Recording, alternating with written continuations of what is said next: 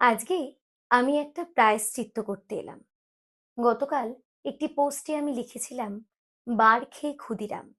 আসলে ইংরেজদের ঠুকিয়ে দেওয়া কলোনিয়াল হ্যাংওভার থেকে আমরা কেউই বেরোতে পারিনি। তাই হয়তো বার খেয়ে ক্ষুদিরাম বলার সাহস দেখিয়েছি। কিন্তু আজকে প্রায়শ্চিত্তের কথা কেন বললাম? গতকাল কেটে গেল 11ই আগস্ট, ক্ষুদিরামের আত্মবলিদান দিবস। এই মানুষটা ঠিক কেমন ছিল? আমরা মোটামুটি সবাই জানি 18 বছর বয়সেই তার ফাঁসি হয়। আর ক্ষুদিরাম বলতে আমরা কি বুঝি? ক্ষুদিরাম বলতে আমরা বিশ্বাস করি, অন্তত বাঙালিরা বিশ্বাস করি, সে ফাঁসির 3 দিন পর আবার তার মাসির বাড়িতে ফিরে আসবে। গলায় যখন ফাঁসির দাগ দেখবে, দেখে আমরা আবার চিনতে পারবো আমাদের ঘরের ছেলে ক্ষুদিরাম আমাদের কাছে ফিরে এসেছে। কিন্তু অদ্ভুতভাবে সেই গানটি কিন্তু ক্ষুদিরামের রচিত নয়। গানটি বাঁকুড়ার লোকসঙ্গীত শিল্পী পীতাম্বর দাশের রচিত। বারীন্দ্রনাথ ঘোষের তত্ত্বাবধানে তার স্বাধীনতার জন্য প্রস্তুতি চলে। রীতিমতো অনুশীলন করতেন, শরীর চর্চা করতেন। 1907 সালে একটি মেলায় সোনার বাংলা পত্রিকা প্রচার করতে গেছেন। কেউ কেউ বলেন সেটি ছিল বন্দে মাতারাম পত্রিকা। মূল কথা ছিল ইংরেজদের বিরুদ্ধে বাঙালির সচেতনতা জাগ্রত করা, ইংরেজদের তাড়ানোর কথা ছিল। সেই সময় এক হাবিলদার একটি নিষিদ্ধ পত্রিকা প্রচারের দায়ে তাকে অ্যারেস্ট করতে আসে। আর তিনি কি করেছিলেন? এক ঘুষিতে তার মুখ ফাটিয়ে দিয়েছিলেন। তারপর পালিয়ে গেছিলেন।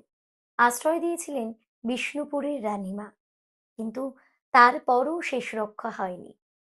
যে কথা আমরা সবাই জানি, কিংসফোর্ডকে হত্যার ষড়যন্ত্র মামলায় তিনি অ্যারেস্ট হন। কিন্তু আজ সেই অ্যারেস্টের কথা বলবো না, বলবো তার পরের কথা। কোর্টে তার হয়ে সওয়াল করেছিলেন দুজন বাঙালি। একজন ছিলেন বেঙ্গল গেজেট পত্রিকার সাংবাদিক উপেন্দ্রনাথ বসু, আর একজন ছিলেন নগেন্দ্রনাথ বসু। তো কোর্টে যখন সওয়াল চলছে, উপেন্দ্রনাথ বসু তার লেখাতে তিনি লিখছেন, জাজকে তো তিনি বলেইনি যে আমি বোমা মারিনি, বরঞ্চ বলছেন বোমা সম্বন্ধে সাধারণ মানুষের খুব একটা আইডিয়া নেই। আমাকে একটা কাগজ পেন্সিল দিন, আমি বোমার ছবি এঁকে বোঝাচ্ছি এটা কিভাবে তৈরি করা হয়। শুধু তাই নয়, তিনি সদর্পে বলছেন আর কিছুদিন মাত্র সময় পেলে বাঙালির প্রতিটি যুবককে তিনি শিখিয়ে দিয়ে যেতেন বোমা কিভাবে তৈরি করা হয়। এই বোম কিন্তু শুধু মানুষকে মারার জন্য নয়, ভারতের শত্রু, এই দেশের শত্রু ইংরেজদের বিতাড়নের জন্য তিনি এই বোম বাঁধার পরিকল্পনা তৈরি করতে চেয়েছেন। সবচেয়ে কষ্টের কথা হলো, যেদিন তার ফাঁসি ঘোষণা হয় 1908 সালের 11ই আগস্ট, সকাল 6টার সময়, 5টার সময় সেখানে পৌঁছে গেছিলেন উপেন্দ্রনাথ বসু।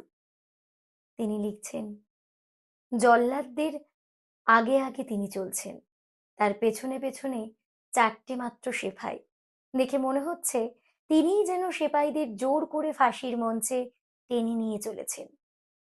যখন তার গলায় ফাঁস লাগানো হলো, একটি বারের জন্য নিজের জায়গা থেকে নড়েননি।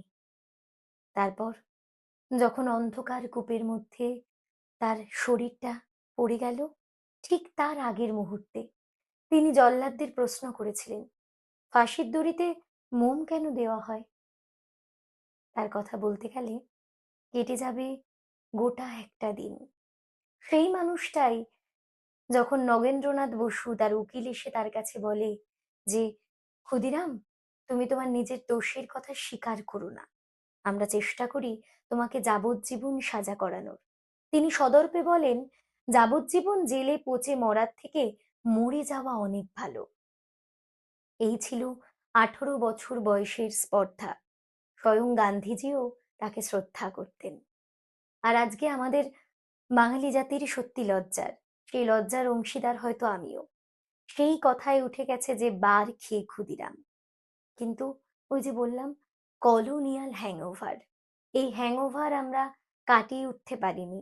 যদি সত্যিই বার খেয়ে ক্ষুদিরাম হওয়া যেত, তাহলে বোধহয় আজ আমরা অনেক উঁচুতে পৌঁছে যেতাম। সেই স্পর্ধা, সেই মাথা তোলার সৎ সাহস সবকিছুই দেখাতে পারতাম। ১১ই আগস্টে তার প্রতি আমার এইটুকুই শ্রদ্ধা।